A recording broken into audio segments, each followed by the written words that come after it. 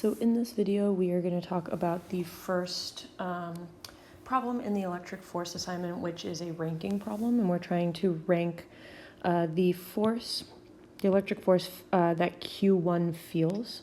So basically, if we were to draw a free body diagram of our first object here, when we're looking at the forces, right, we're going to have two forces acting on this object based on charge. And we want to rank them in order of most negative to most positive. And basically this statement right here where they're talking about defining the forces, basically they're just saying that to the right is positive. So if you have whatever your biggest vectors are to the right, that'll be your most positive. And if you have your biggest vector to the left, we'll call that the most negative. So remember that vectors are additive, so if you have two vectors going in this direction, then they add together to, one big vector. So you can think about a push, if somebody, going back to our original vectors, if somebody is pushing in that direction and also pulling, it's the same thing as if one person was pulling or pushing with the big additive of the vector. And we talked about in class today, if you have one vector one way and the same size vector going the other way, they cancel each other out, so we have a net zero. So we're still using our ideas of vectors and forces in the same way. It's just now coming from a different type of force, something we're calling an electric force. So when you're looking, the first example we're gonna look at is the one where all of the forces are negative. And instead of calling them Q1, Q2, and Q3, the reason why they have that denotation of Q1 is to let you know that this object has a charge, hence a Q, and it is the first object. So I've simplified it and just called them points 1, 2, and 3, just for clarification. So if we are thinking about the forces that are being felt by charge 1, we would look, and first off, the direction of our force is dependent on the signs of the charges that are interacting. So if I want to think about the force that is happening between points 1 and point 2, well, these are both negative, so that means that they have a repulsive force. And in this sense, right, I'll do the green because point 2, our second point, is green, right?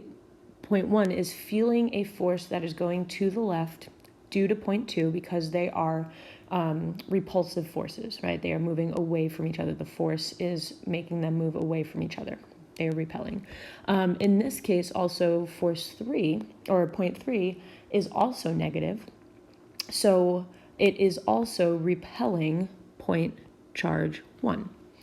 And is point 3 affecting point 2? Absolutely, right? Because those are both negative as well. But we only care about what's happening with point 1. And if you might be thinking like, well, what if these things are moving in space? We're saying that at this moment in time, what are the forces? We know that there might be motion, or they could be stuck in place and they're experiencing a electric force that is being offset by some type of tension of some sort. So when we're looking at this, right, we have two forces that are going to the left. So this is going to be a pretty negative force. And we can actually get maybe not an exact number because we don't know the distances, but we can get a relative sense of how these forces, how our green force, which we can call force 2 on 1, right? The force that, and if we want to be super specific, force electric 2 on 1.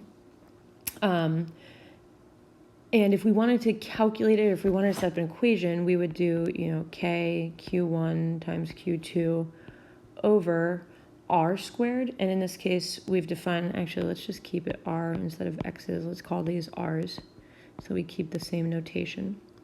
And it would be, in this sense, R squared because the distance between point 1 and point 2 is known as R. Right, so that would be how we could define the force, the electric force felt by charge 1 on object 1 because of object 2. Now I don't know the radius, so I can't plug in, but I can also set up an equation here where we have the electric force from point 3 on point 1, which is our purple vector. And we would say that that is K. And remember, K is the same it's a universal constant. we would do Q1 times Q3 over 2R squared, okay? Now, technically, we don't have anything here, like Q3 and Q2, they're two different objects, but notice that their charges are the same, right? -1, -1, and also not just the fact that they're the negative doesn't matter because technically we should be looking at the absolute values of the charges. So no matter what, we have the same charge, Q2 and Q3, so we can actually call these just Q, and I'll take the absolute values out. It's understood that they're absolute values. And technically, all of them have the same value, and in all of these cases, right, it's always, the only thing that's changing is the signs, so they're all 1 nanocoulomb. And what we can do is we can say, right, technically we're taking the same number and we're squaring it in both of these cases, 1 times 1, 1 times 1.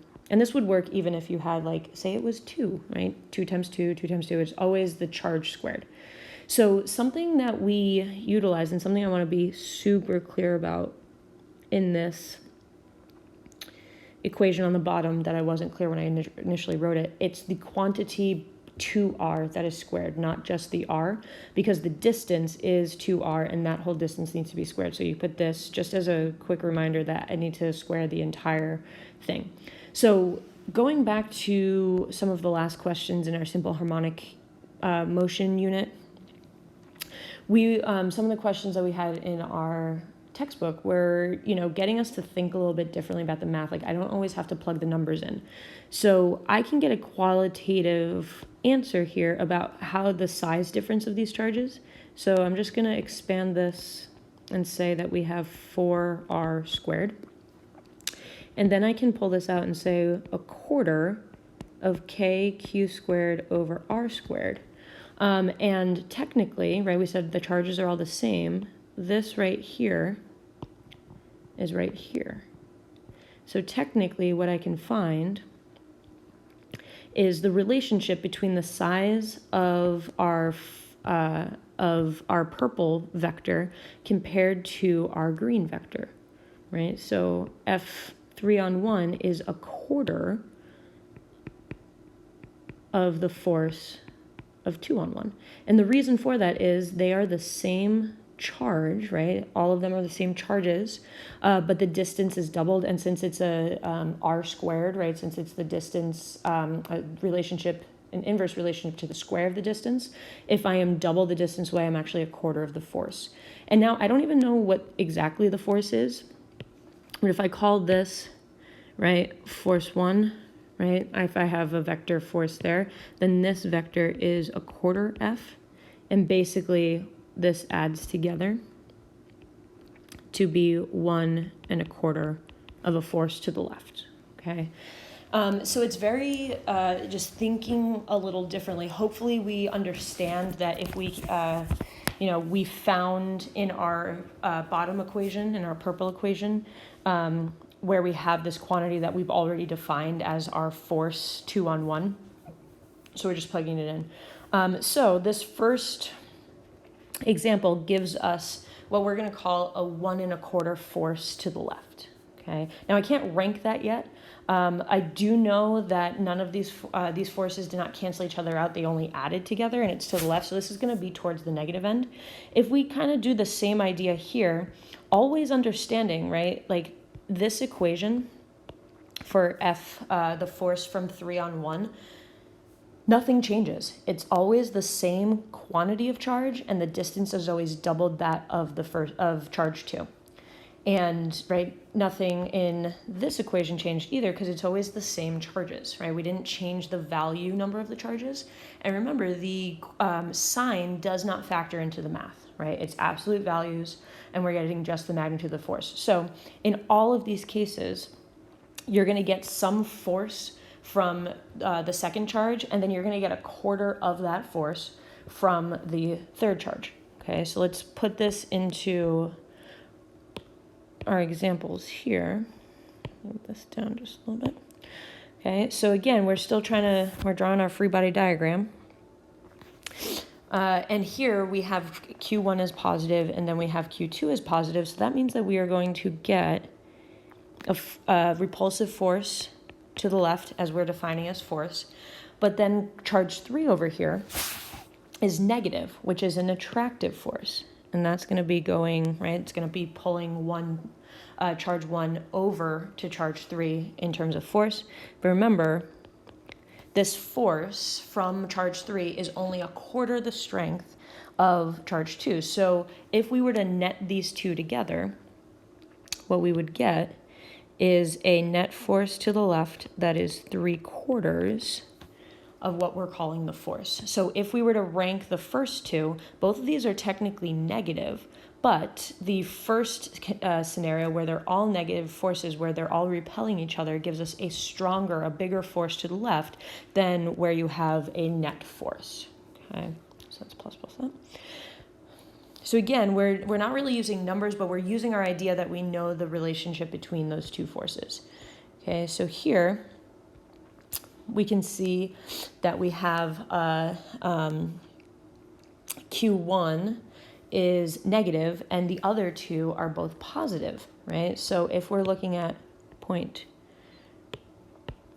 1, it is going to be attracted to point 2, some force F, and also attracted by a quarter of the force to point 3, to charge 3.